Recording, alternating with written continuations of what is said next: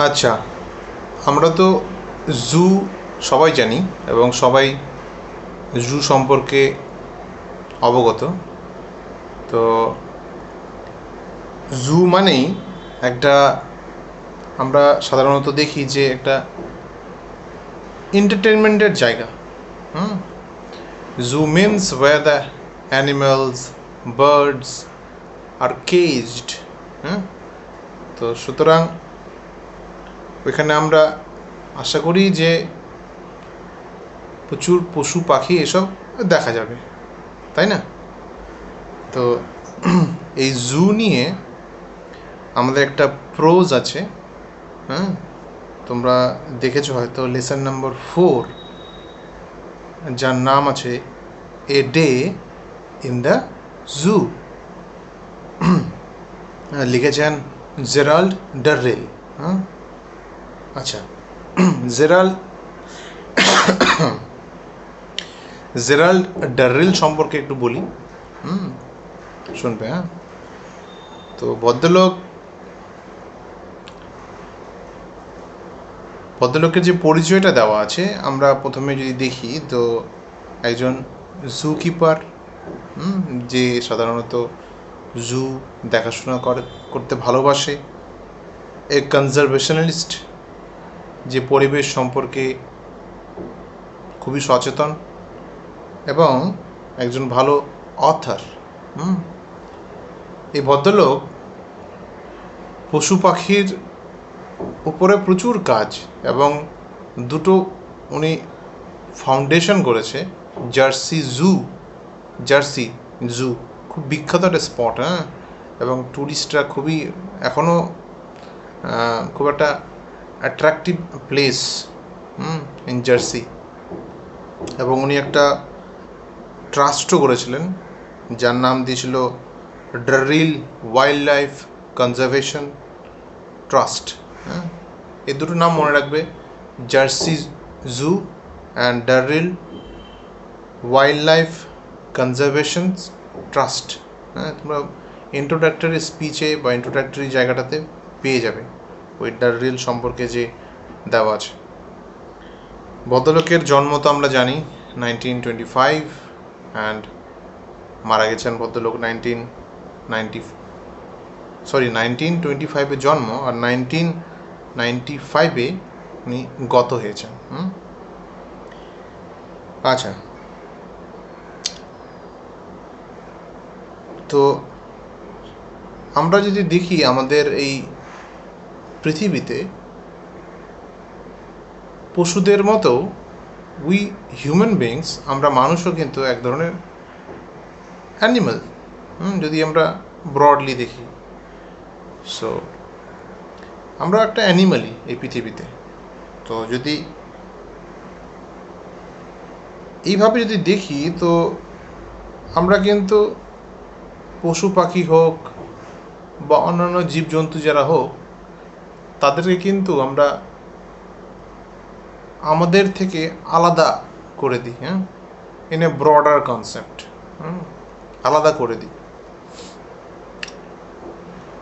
তো এই ভদ্রলোক জাররিল বা ডাররিল যাকে বলছে, জেরাল্ড ডাররিল, এই ভদ্রলোক কিন্তু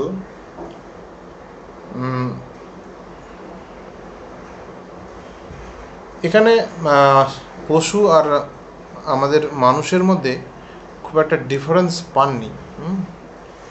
এবং এই যে পশু পাখির প্রতি যে ওর ভালোবাসা, that leads to him to do something for the benefits of the animals, birds, mammals, etc. তো এই প্যাসেজটা a day in the zoo, lesson number 4, তোমরা দেখবে যে এখানে আমরা সাধারণত ওনার যে কাজকর্ম এবং ওনার যে অ্যাজ এ জু কিপার, মানে একজন জুয়ের মালিক হিসেবে ওনার যে অবজারভেশন, ওনার যে দৃষ্টিভঙ্গি, সেটা কিন্তু আমরা পাই। তো অ্যাজ এ ট্যুরিস্ট হিসাবে যদি আমরা ভাবি যে ধরো তুমি কোনো জুয়ে ট্যুরিস্ট হিসেবে গেলে পশু পাখিদের দেখতে, আর ওই চিড়িয়াখানার বা ওই জুয়ের যে মালিক, তার যে দৃষ্টিভঙ্গি হবে বা তার যে পশু পাখির সঙ্গে যে ইন্টারাকশনটা হবে সেটা কিন্তু আলাদা হবে। কারণ তুমি একটা লিমিটেড সময়ের মধ্যে অ্যাজ এ ট্যুরিস্ট বা অ্যাজ এ অডিয়েন্স হিসেবে তুমি হয়তো পশু পাখিদের দেখে একটু আনন্দ পেলা, একটু ঘুরলা, কিন্তু as a owner of the zoo, চিড়িয়াখানার যদি মালিক হিসেবে আমরা দেখি, তো সেখানে কিন্তু উনি কিন্তু একটা আলাদা রকম দৃষ্টিভঙ্গি থাকবে।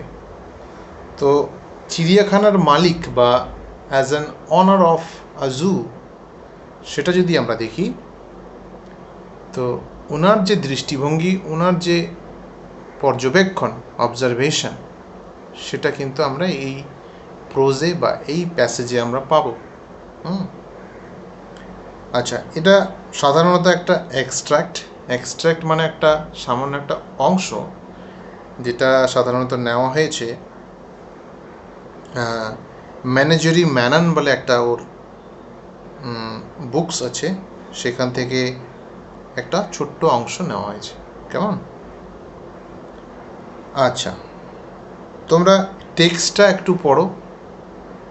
টেক্সটটা পড়লে এখানে দেখবে basically as an honor of a zoo, what he conceives, how he deals with the animals, and what his inner experience about the animals that you come to know. ঠিক আছে? প্যাসেজটা আমি রিডিং পড়ছি না, প্যাসেজটা তোমরা পড়বে, আর আমি কিছু লিঙ্ক দিয়ে দেবো যেখানে ও রেফারেন্স হিসেবে তোমরা বাংলা আলোচনা এবং বিভিন্ন শব্দের, বিভিন্ন যে কঠিন কিছু শব্দ আছে ওইগুলোর কিছু মানে পাবে। ঠিক আছে? আগে এটাকে ভালো করে অবজার্ভ করো, একটু পড়ো।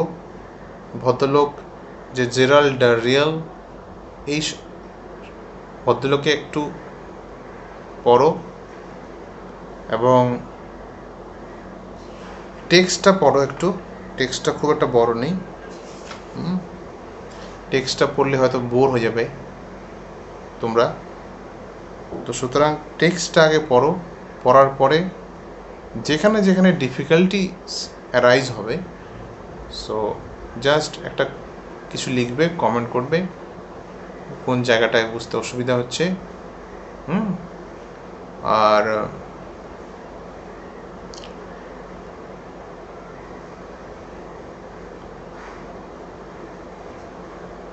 আর এটা নিয়ে যদি বিস্তারিত আলোচনার দরকার পড়ে, আমি সেটাও করব, লাইন বাই লাইন আলোচনা। আর এই লেখককে নিয়েও আলোচনা যদি করতে হয় তোমরা জিজ্ঞেস করবে। কেমন? তাহলে আজকের মতো এখানেই থাক। তোমরা সবাই ওই লিঙ্কটা নিচে লিঙ্ক দেওয়া থাকবে, ওটা লিঙ্ক দেখে নেবে। বাংলা আলোচনা করা আছে, ভালো লাগবে। হ্যাঁ, আর যদি বিস্তারিত আলোচনার দরকার পড়ে আমি আলোচনা করে দেবো। ঠিক আছে? Best of luck.